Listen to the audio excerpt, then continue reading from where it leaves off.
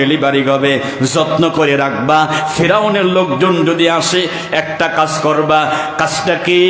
কাজটা করবা, ফাইজা খিফতি আলাইহি ফাআলকিহি ফিল ইয়াম্মি ওয়ালা তাখাফি ওয়ালা তাহজানি ইন্না রাদ্দুহু ইলাইকি ওয়াজাইলুহু মিনাল মুরসালিন। মুসার মার কাছে জিবরাইল এসেছে, এসে বলছে, মুসার মা, আপনার সন্তানকে দুধ খাওয়ান, যখন ভয় পাবেন একটা বাক্সুর ভিতরে করে পানিতে ফেলে দিবেন, তাইলে কি হবে? দেখেন, জিবরাইল বলছে, তাইলে আপনার ছেলেকে আল্লাহ আবার আপনার কাছে ঘুরাইয়ে দেবে, আবার নবীও বানায় দেবে। আগে ফেলতে হবে। যারা আমাদের কাছে ওয়াদা দিতে আসে যে যদি আমাকে এইটা করো তোমাকে এইটা দেব, হ্যাঁ, এরকম বলে না, আমাকে যদি এইটা বানাও তাহলে এইটা দেব, তখন মুসার মার কথা বলার দরকার যে আগে ছেলেকে ফেলো, আগে রাস্তা করে দাও, এই কথা বলার দরকার। কথা কয় না হিসাবে এইটা আসা উচিত। ফেলে দিলেন। একটা পর্যায়ে ফেলে দেওয়ার পরে বাক্স ভাসতে ভাসতে চলে গেল ফিরাউনের বাড়ির সামনে। এবার আল্লাহ পাক বলে, ফালতাকাতাহু আলু ফিরআউনা লিয়াকুনা লাহুম আদুওয়ান ওয়া হাযানা ইন্না ফিরআউনা ওয়া হামানা ওয়া জুনুদাহুমা কানু খাতিন।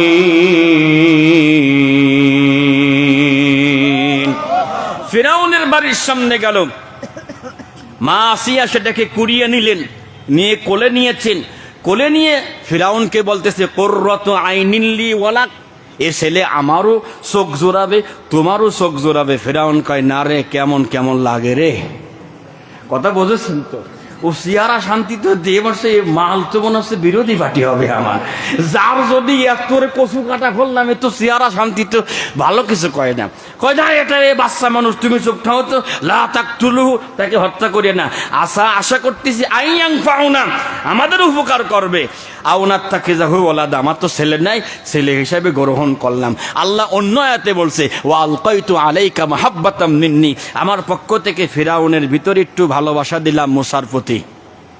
এখন ফিরাউনের মন গলে গেছে। আসিয়াকে বলছে, আসিয়া আমার কোলে দেও।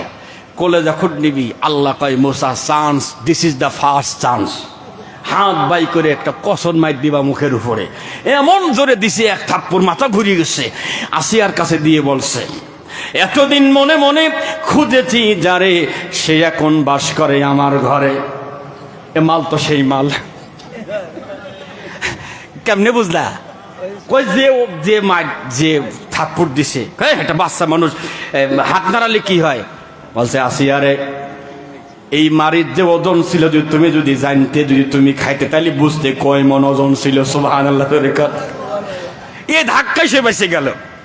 বড় হচ্ছেন, বড় হতে হতে একটা পর্যায়ে পরিবেশ এমন গেল, আল্লাহ পাক তাকে যৌবনের শক্তি দিলেন। তাকান আমার দিকে, বাড়ির থেকে বাড়ির বাইরে সকালবেলা বের হয়েছেন। বের হওয়ার পর দেখে দুইজন লোক মারামারি করতেছে। শুনতেছেন আমার কথা? মারামারি করতেছে, একজন তার পক্ষের, আরেকজন ওই ফিরাউনের পক্ষের।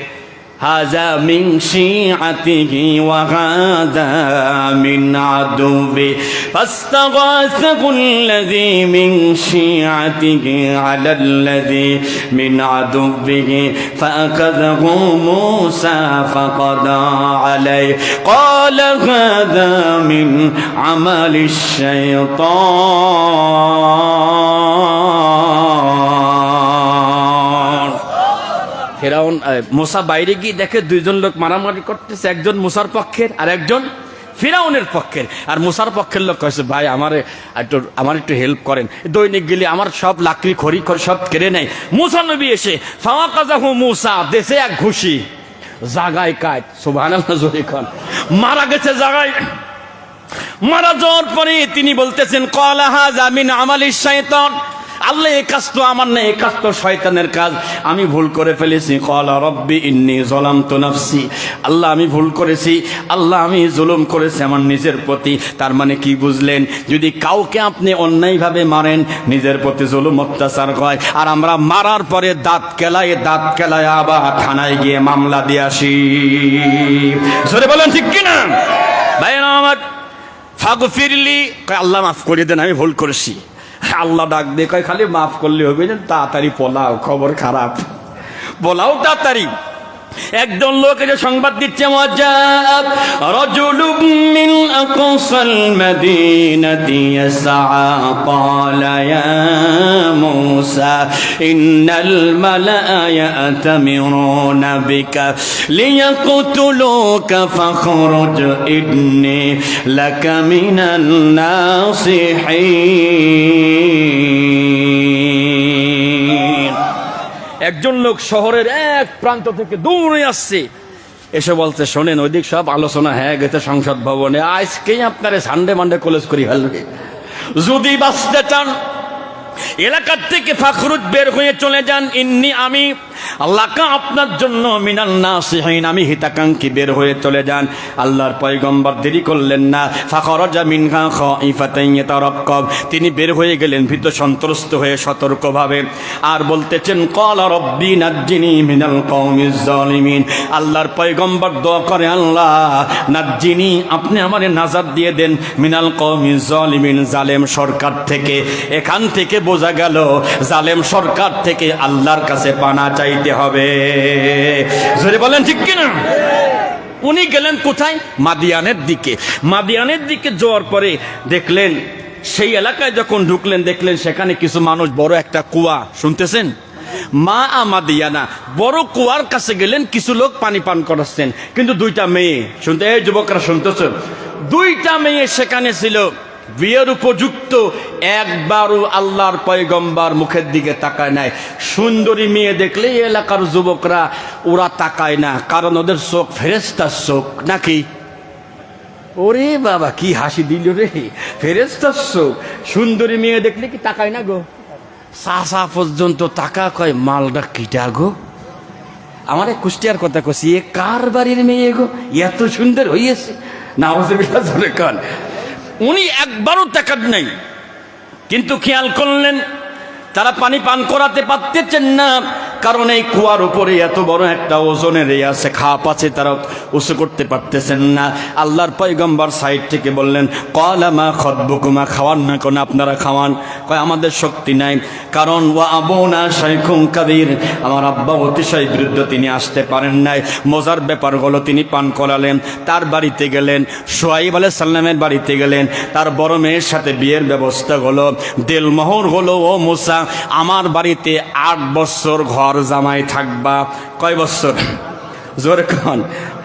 8 বছর, সামানিয়া হিজাজ, 8 বছর ঘর জামাই থাকবা। ঘর জামাই থাকা সুন্নাত। ওয়াল্লাহ, যারা ঘর জামাই থাকে কি খুশি গো।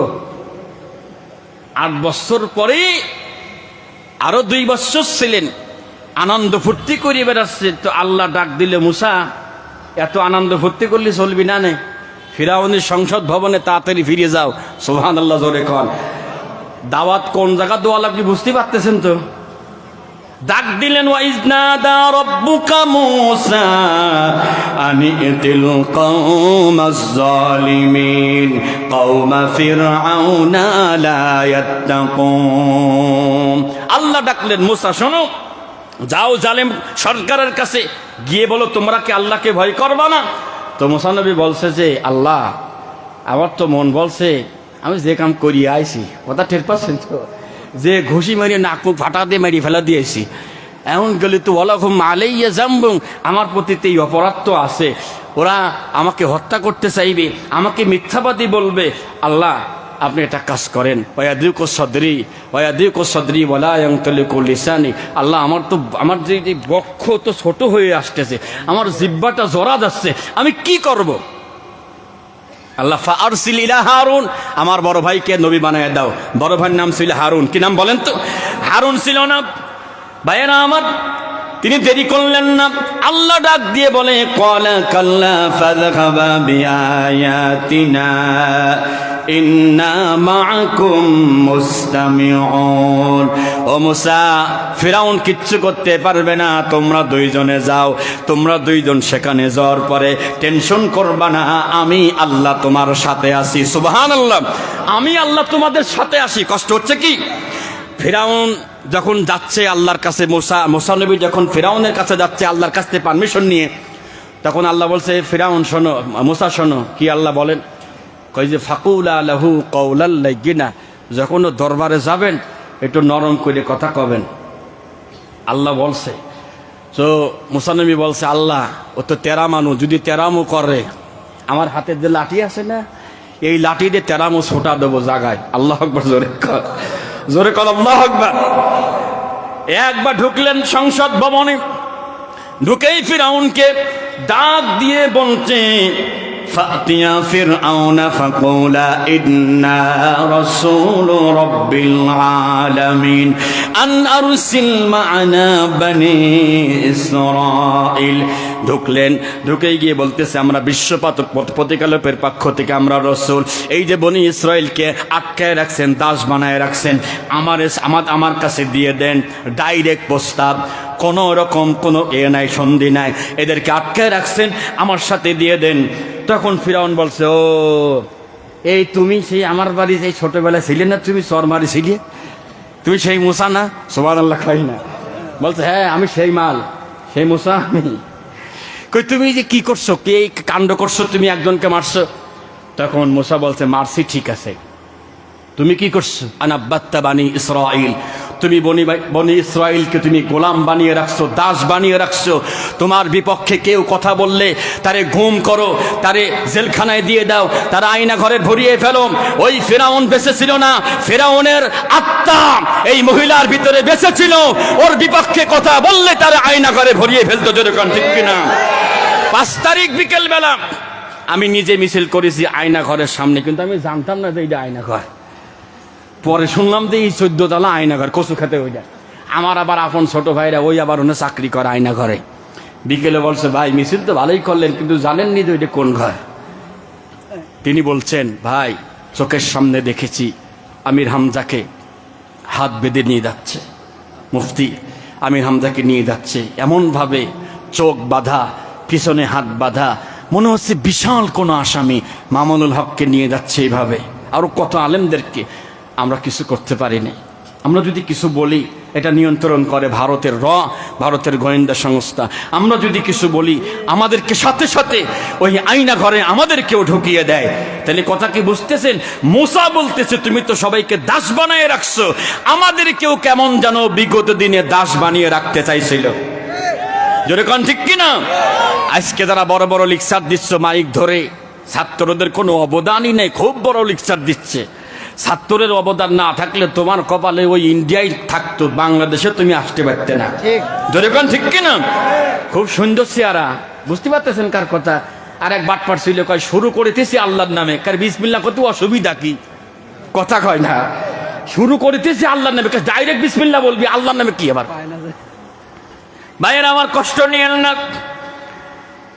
আল্লাহ ডাক দিয়ে বলে, মুসা এবার শোনো, দেরি করো না, 9 মুহররম এবার শোনেন। 9 মুহররম যেদিন, আল্লাহ সেদিন মুসাকে ডাক দিয়ে বলল, মুসা এবার শুনে নাও।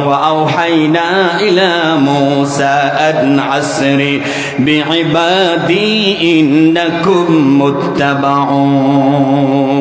আল্লাহু আকবার বলেন। আপনাদের কষ্ট হচ্ছে নাকি ভাই? হ্যাঁ কষ্ট হচ্ছে কি? কত বাজে ভাই? ওয়াল্লাহ 25 বাজে। আর 5 মিনিট কি থাকা যাবে ইনশাল্লাহ? হ্যাঁ আরো 1 ঘন্টা। ও মা গো, 1 ঘন্টা হবে না? একটু কিন অপেক্ষা করেন। আমরা তো কারবালায় যাইনি এখনো, কেবল 9 মুহররম মুসা নবীর ঘটনা বলতেছি। 9 তারিখে আল্লাহ ডাক দিলে, মুসা, আল্লাহ ওহী করলো, আগামীকাল ভোরে তোমাদেরকে 3 দিক থেকে আক্রমণ করবে, আল্লাহ জানায়া দিল। দেরি করো না, আমার বান্দাদেরকে নিয়ে বেরিয়ে পড়ো। ফাআরসালা ফিরআউনু ফিল মাদাইনি হাশিরিন। ফিরআউন কি করেছে? পুরা এলাকায় লোক সেট করে দিয়েছে। তার মানে মুসা নবীর দল কোথায় কোথায় আছে সেট করে দিয়েছে। কোথায় কোথায় ইসলামী দলের লোককে মারার জন্য সারা বাংলাদেশে লোক সেট করে দিয়েছিল। ঠিক কিনা? জোরে বলেন ঠিক কিনা? একটু কথা বললেই অসুবিধা, কষ্ট নিবেন না। বরিশাল মাহফিল, এই গাইবান্ধার বরিশাল না, বরিশাল জেলা মাহফিল। বরিশাল মাহফিলে শুধু একটা কথা বলছিলাম, এই চেয়ার আমার 2 ঘন্টার জন্য। অনেকেই নিয়ত করে বসে আছে 41 সাল আগে, এর আগে ছাড়ব না কোনোভাবেই। আমি শুধু এই কথাটা বলছিলাম, নামও আমি বলিনি। মুহূর্তের ভিতরে র্যাবের গাড়ি, পুলিশের গাড়ি, আর কি সে ভাই দৌড়। লেবুর গাছের ভিতর দিয়ে পড়িয়ে জামা কাপড় ছিঁড়ে যাইছে, তাই হয়ে গেল বাঁচার জন্য। দেখছেন ভাইয়েরা আমার, আল্লাহর পয়গম্বর লোহিত সাগরের সামনে 10 তারিখ 10ই মুহররমের কথা বলছি, লোহিত সাগরের সামনে আল্লাহ ডাক দিয়ে বলে, মুসা একটা সুসংবাদ তোমাকে দিয়ে দিই, সেটা কি? ফাআখরাজনাহুম মিন জান্নাতিন ওয়া উয়ুন ওয়া কুনুজিন ওয়া মাকামিন কারীম কাযালিকা ওয়া আওরাসনা বনী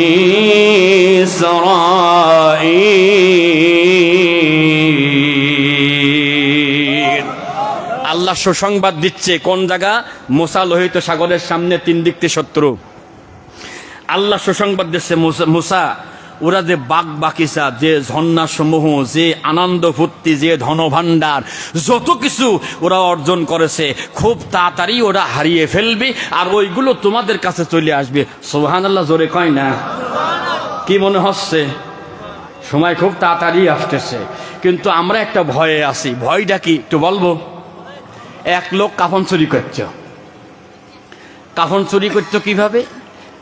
মাটি দিবেন, ও রাতের বেলা গিয়ে কাপড় চুরি করে এরকম মাটি তুলে উলঙ্গ অবস্থায় রেখে আসতো। তো মারা যাওয়ার সময় ও ছেলেকে বলেছে যে, বাবা এমন কাজ করবা লোকে যেন বলে যে তোর বাপ ভালো ছিল, এমন কাজ করবা। তো লোকটা মারা যাওয়ার পরে, কাফন চোর মারা গেল, ওর ছেলে মসজিদে যায়, হুজুর একটু দোয়া করেন। তোর বাপের জন্য দোয়া করবো রে, তোর বাপের জন্য দোয়া করবো? দোয়া নাই, যেখানে যাই কেউ দোয়া করে না। ও চিন্তা করলে এমন কাজ করব, দোয়া করতে বাধ্য। শেষ পর্যন্ত ওর ছেলে যে মারা যায় লাশ তোলে। লাশ তোলার পরে ও আবার কি করে, ওই লাশটা একটা গাছের সাথে বাঁধে, এরপরে পিছনের গুর্জ দাঁত দিয়ে কিছু আবার ঢোকায় দিয়ে আসে। লোকজন সকালবেলা গিয়ে বলছে, ওরে আল্লাহ, ওর বাপই তো ভালো ছিল রে। কথা কয় না, ওর বাপ খালি কাফন চুরি করতো, আর এ কাফন চুরি করে লাশ তুলে গাছের সাথে বাঁধা রেখে আবার পাশার ভিতরে রড ঢোকা দিয়েছে। কথা কি বুঝতে পারতেছেন? পরিবেশ যেন এমন না হয় যে আগেই ভালো ছিল। কথা কয় না, এরকম কথায় বর্তমানটা শুরু হয়েছে আমাদের দেশে। ক্ষমতা না আসতেই পুলিশকে ঘুষ দিয়ে যারা রাস্তায় চাঁদাবাড়ি করতে পারে, আর যাই হোক, এরা রাষ্ট্রীয় ক্ষমতা পাইলে মানুষের শান্তি দিতে পারবে না। জোরে বলেন ঠিক কিনা? কষ্ট নেবেন না মনে। আল্লাহর পয়গম্বর ইব্রাহিম আলাইহিস সালাম ইসলামের পক্ষে, তার বাবা জালিমের পক্ষে। কিয়ামতের কঠিন ময়দানে ইব্রাহিম নবীর আব্বা নমরুদকে সমর্থন করার কারণে, নমরুদকে সিল মারার কারণে হাসরের ময়দানে তিনি যখন আল্লাহর কাছে উঠবেন, তখন তার মাজার ভিতরে জাহান্নামের রশি থাকবে। ওয়াতারাল মুজরিমিনা ইয়াওমাইযিন মুকাররানিনা ফিল আসফার।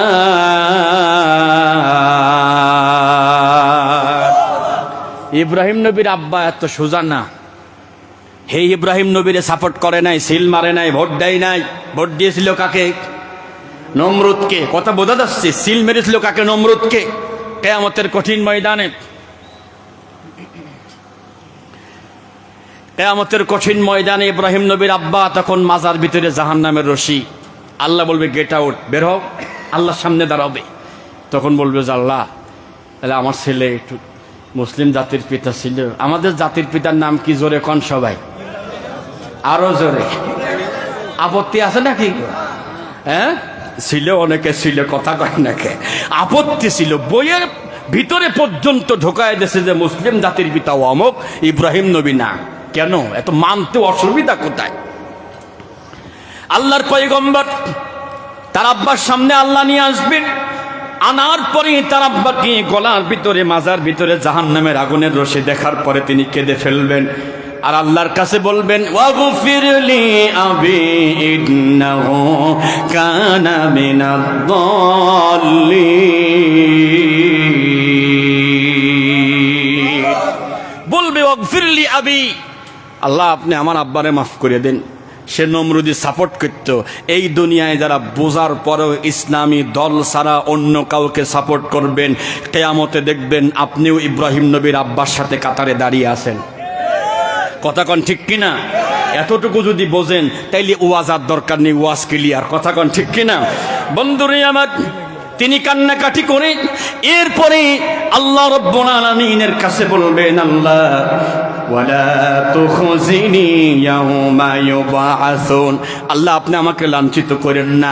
আল্লাহ ডাক দিয়ে বলে, ইব্রাহিম তুমি কেন এই কথা আবদার করো? তোমার কি মনে নাই, তোমার কি স্মরণ নাই, যখন তোমাকে আগুনে ফেলে দিয়েছিল, যখন তোমার আগুনে ফেলে দিয়েছিল তখন তোমার আব্বা তোমার পক্ষে ছিল না, ঠিক কিনা?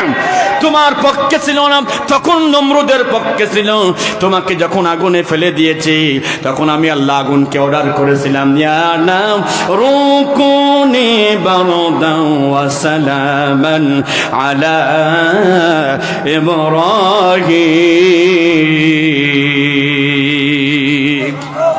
ইব্রাহিম নবীকে যেদিন আগুন থেকে আল্লাহ উদ্ধার করে সেই দিন ছিল 10ই মুহররম। জোরে কোন আলহামদুলিল্লাহ। এই দিন ছিল।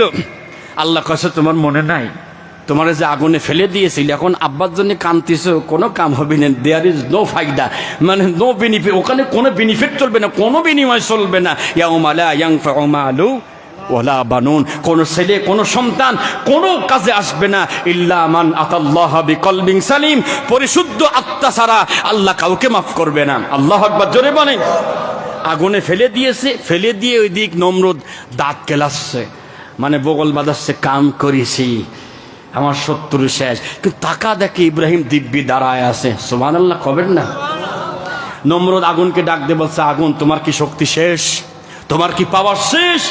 আল্লাহ আগুনের জবান খুলে দিয়েছে। আগুন কথা বলছে যে, নমরুদ আমার শক্তি আছে কি নাই, তুই আয় খেলা হবে, মারহাবা জোরে কই, আয়, তারপরে বোঝা পড়া হবে শক্তি আছে কি নাই। وأرادوا به كيدا فجعلناهم الأخسرين।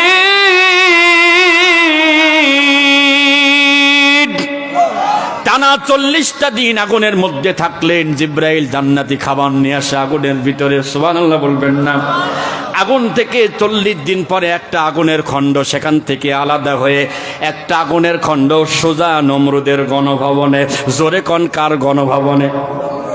আপনাদের কথা কইনি কিন্তু। আবার নমরুদের গণভবনে গিয়ে নমরুদকে বলতেছে, নমরুদ হাউ আর ইউ, কেমন আছো তুমি, আসো। তুমি বলছো আমার শক্তি নেই, আসো।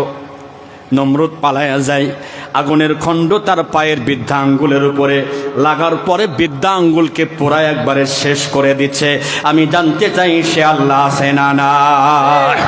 বিশ্বাস হয়? এইবার মুসা নবী কোন জায়গা? লোহিত সাগরের সামনে। 3 দল 3 দিক থেকে আক্রমণ করতেছে। এই 50,000 উম্মতের ভিতরে কিছু ছিল দুর্বল ইমান। কি ইমান?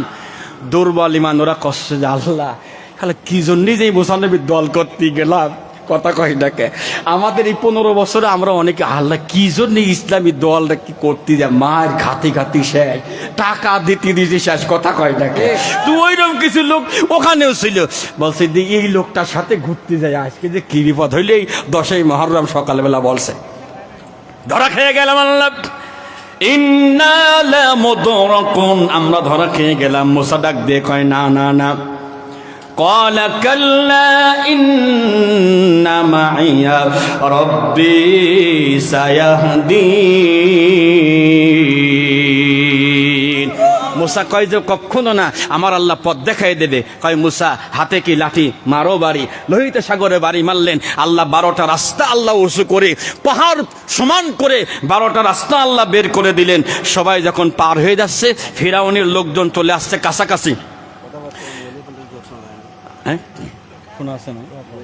মহিলা প্যান্ডেলে শোনা যাচ্ছে না, তা আর কি করবো কন?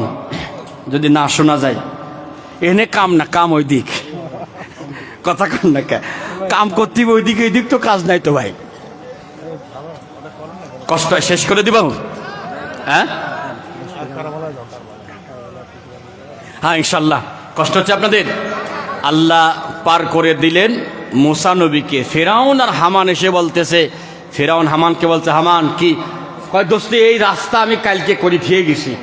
হামান কষ্টে রাস্তাতে তুই করেছিস, তুই চিটারের চিটার, তোর সাথে আমি থাকি, তুই যে কয় নম্বর বাটপার আমার জানা আছে, রাস্তাতে তুই করিস নি তা আমার বিশ্বাস আছে। কারণ ফেরাউন কয়, দোস্ত তুমি আগে যাও। ফেরাউন কয়, হুঁ আমি আগে যেতে পারবো না। হামান কয় তুমি আগে যাও। শেষ পর্যন্ত সেখানে চুবানি খেয়েছে। এবার দেখেন আল্লাহ পার করে দিলেন। পার করে দেওয়ার পরে ওই পারে তুর পাহাড়। কি পাহাড় বলেন? তুর পাহাড়। পার হওয়ার পরে সেখান থেকে 1.5 লক্ষ বর্গ মাইল যাওয়ার পরে মসজিদে আকসা। আমার প্রিয় ভাইরা, এটা ছিল 10 তারিখ। এবার কারবালার ঘটনা আমার ভাইজান বলেছেন, আমার রবিউল বলে গেছেন, বলেন নাই? বলে গেছেন। এখন আমি 5 মিনিটে মূল কথাগুলো, এই ঘটনা শুরু হলো কেন, কারবালার যে ঘটনা শুরু কোথায়? শুরু হচ্ছে ওসমান রাদিয়াল্লাহু তাআলা আনহুকে যখন হত্যা করা হলো। হত্যা করার পরে এটা বিশৃঙ্খলা হলো। এলাকার লোকজন বলতে লাগলো খলিফা নির্বাচন হয়েছে আলী রাদিয়াল্লাহু তাআলা আনহু। আলীকে চাপ দেওয়া হলো, আগে ওসমান হত্যার বিচার চাই, তাছাড়া আপনার খলিফা মানব না, খেলাফত আপনার মানতে পারবো না। এমন একটা পরিবেশ তৈরি হলো। আলী চিন্তা করলেন রাদিয়াল্লাহু আনহু, বললেন যে এখন যে পরিবেশ, যারা এই কাজটা চালাইছে তারা তো বিদ্রোহী, এখন যদি করি পরিবেশ আরো খারাপ হবে। কিন্তু কেউ মানতে চায় না, বিশেষ করে আয়েশা রাদিয়াল্লাহু তাআলা আনহা। একটু জবাব দিবেন, আয়েশা রাদিয়াল্লাহু তাআলা আনহা আলী রাদিয়াল্লাহু তাআলা আনহুর কি হয় বলেন তো? এই দেখেন খেলা হবে শাশুড়ি আম্মা, খেলা হচ্ছে জামাই আর শাশুড়ি আম্মা। শাশুড়ি আম্মা এসে বলছে বিচার আগে চাই। জামাই কয় যে একটু পরেই করি। যাক, একটা পর্যায়ে তারা বলল আমরা একটু বসরায় যাই, মানে সিরিয়াতে যাই, যেখানে মুআবিয়া রাদিয়াল্লাহু তাআলা আনহু আছেন। আমরা 2 গ্রুপে সেখানে যাই। আম্মা জানা এসে একটা গ্রুপ নিয়ে গেলেন বসরায়, এদিকে আলীও গেলেন একটা গ্রুপ নিয়ে। যাওয়ার পরে পথের ভিতরে তারা এক জায়গায় বসে একটা সমাধানে এসেছেন। আচ্ছা, আমরা তো সবাই তো মুসলমান ভাই ভাই, তাইলে আমরা কোথায় যাচ্ছি? তার দরকার নেই, চলো আমরা মদিনায় ফিরে যাই, আমরা কোনো মারামারি করব না, আমরা সবাই মিলে একটা মিল মহব্বত করে যেটা সমাধান হয় সেটাই আমরা মানব। তো তারা রাতের বেলা তাবু গেড়েছে, 4 তাবু। একটা হচ্ছে আম্মাদান আয়েশার তাবু, আর একটা হচ্ছে জুবাইর রাদিয়াল্লাহু আনহুর তাবু, আর একটা তালহার তাবু, আর একটা হচ্ছে আলী রাদিয়াল্লাহু তাআলা আনহুম আজমাইন এদের তাবু। মোজার আলেম নামের জালেম কুলাঙ্গার, জালেমদের সঙ্গে থাকার কারণে নিরীহ আলেমগুলো জেলখানায় জেল খেটে, জোরে বলেন ঠিক না বেঠিক? ওই বিদ্রোহ লোকেরা তারা 2টা গ্রুপ করলো। 2টা গ্রুপের একটা গ্রুপ বলল যে তোমরা আয়েশার কাছে পাহারা দাও, আর একটা গ্রুপ তোমরা আলীর কাছে পাহারা দাও, আর একটা গ্রুপ জুবাইরের কাছে পাহারা দাও রাতের বেলা, আর একটা গ্রুপ তালহার কাছে পাহারা দাও। রাতের বেলা হয়েছে কি দেখেন, রাতের বেলা এইদিকে আয়েশার গ্রুপ আর এইদিকে আলী রাদিয়াল্লাহু আনহুর গ্রুপ। রাতের বেলা তারা অতর্কিতভাবে এদিককার লোক এদিক আক্রমণ করেছে, এদিককার লোক এইদিক মাঝখানে। ওরা আয়েশাকে পাম দিল, আলীর লোক এসে আপনাকে মারছে, আর এদের লোক গিয়ে আলীকে বলছে যে ওনারা এসে আপনাকে মারছে। তুমুল আকারের যুদ্ধ হলো, কত মানুষ যে সেখানে মারা গেল। আলী রাদিয়াল্লাহু তাআলা আনহুর শাশুড়ি আম্মার কাছে গিয়ে বললেন, আম্মা জান, কিছু একটা ভুল হচ্ছে আমাদের, আমরা থেমে যাই, আমরা এই লড়াই করব না। ওখান থেকে সবাই যখন ফিরে আসতেছেন, আসার ভিতরে মাঝখানে একটা জায়গা, সিফিন নামক একটা জায়গায় আসার পরে আবার মুআবিয়া রাদিয়াল্লাহু তাআলা আনহুর কিছু লোক আসলো, এদিকে আলী রাদিয়াল্লাহু তাআলা আনহুর লোক। 2 গ্রুপে এমন মারামারি, 70,000 মানুষ মারা গেল মুসলমানদের ভিতরে। এই যে এখান থেকে ঐক্য ফাটল ধরলো, এই ঐক্য আর কোনো দিন আর কায়েম হলো না। কারবালার ঘটনা সবাই জানেন। শেষের আমি কয়েকটা কথা বলি, একটু কষ্ট হচ্ছে আপনাদের? কষ্ট হচ্ছে কি? কষ্ট হচ্ছে? ছোট্ট একটা আমল শিখাইয়ে দেব, যে আমলটা করলে আল্লাহর জান্নাত আল্লাহর কাছে দোয়া করবে যে আল্লাহ তুমি উনারে জান্নাত দিয়ে দাও। বড় জান্নাত কে কে চায় একটু হাত তোলেন, তোলেন হাত নামান। বড় জান্নাতে যাইতে হলে তো কিছু মালপাটি লাগবে নাকি, কথা কয় দেখে? তাহলে একটু পকেটে হাত দেন, যার পকেটে যা আছে দ্রুত নিয়ে আসবেন, লোকজন পাঠান। আর আরেকটা দাবি আছে, আমি মুসাফির মানুষ, আল্লাহর ঘর কাবা ঘরের মেহমান আমি, তো আমার ভাইজানও আল্লাহর ঘরের মেহমান। আপনাদের কাছে অনুরোধ, যদি কারোর কাছে নগদ 5,000, 2,000, 3,000 বা 1,000 টাকা থাকে, বা 500, 100 যদি থাকে, আমার হাতে দিবেন, মুসাফা করে যাবেন, দোয়া করে দেবো আল্লাহ কাবা ঘরের মেহমান বানায় দেবে ইনশাআল্লাহ। আল্লাহর কাছে আমি যখন কাবা ঘর ধরেছিলাম তখন বলেছিলাম, আল্লাহ আমি যত তাফসির মাহফিল করব আমার সামনে যারা থাকবে তুমি তাদেরকে তোমার ঘর দেখায়ও। এই দোয়া আমি আল্লাহর কাছে করে এসেছিলাম। আমিন বলেন। আসুন, কে আসেন এবং মা নাই আব্বা নাই চলে গেছে অন্ধকার কবরে, 500 টাকা বা 200 100 টাকা দেওয়ার মতো কেউ থাকলে একটু আসেন, একটু আসেন। আমরা কারবালার ঘটনায় যাব, টাইম একবারে শর্ট, 12:30 যেহেতু পার হয়ে গেছে। আলহামদুলিল্লাহ একটু আসেন আর আমাদের স্বেচ্ছাসেবক ভাইদেরকে একটু ঢুকাই দেন, মা বোনদের ওখানে ঢুকাই দেন, 10-20 টাকা 50 টাকা। মাশাআল্লাহ, আল্লাহ আল্লাহ তুমি কবুল করো। আল্লাহ তোমার কাবা ঘরের মেহমান তুমি বানিয়ে নিও। জোরে বলেন আমিন, আরো জোরে বলেন আমিন। আর কেউ কি নাই 500 টাকা 1000 টাকা দেওয়ার মতো? কেউ কি নাই এখানে? আলহামদুলিল্লাহ এখানে বিশেষ অতিথিবৃন্দ তো অনেক মানুষকে দেখা যায়, এরা আসে না, সব গেছে? হ্যাঁ, জনাব মোহাম্মদ আবু তালেব মাস্টার আছে নাকি? মনে হয় নাই। রাহিদুল ইসলাম বাবু সাহেব নাই, আজাদুল ইসলাম নাই। থাকলে পারে কিছু একটা হতো। মাশাআল্লাহ, আলহামদুলিল্লাহ তুমি বরকত দিয়ে আল্লাহ তোমার ঘর কাবা ঘর তুমি দেখায়ও, বলেন আমিন। তবে হজ করার জন্য, হজের দূরত্ব দেওয়ার জন্য একটা আমল আছে, সেই আমল তো আর এখানে বলা যাবে না। মোবাইল নাম্বার দিয়ে যাব, আমার বিকাশে 200 করে টাকা মারবেন, তারপরে আমল বলিয়ে দেবেন ইনশাল্লাহ। নাকি হ্যাঁ, কষ্ট হইল নাকি? হুজুর গরিব মানুষ, 200 টাকা কোনে পাবো? সমস্যা নেই, বলে দিবানি, একটু অপেক্ষা করেন।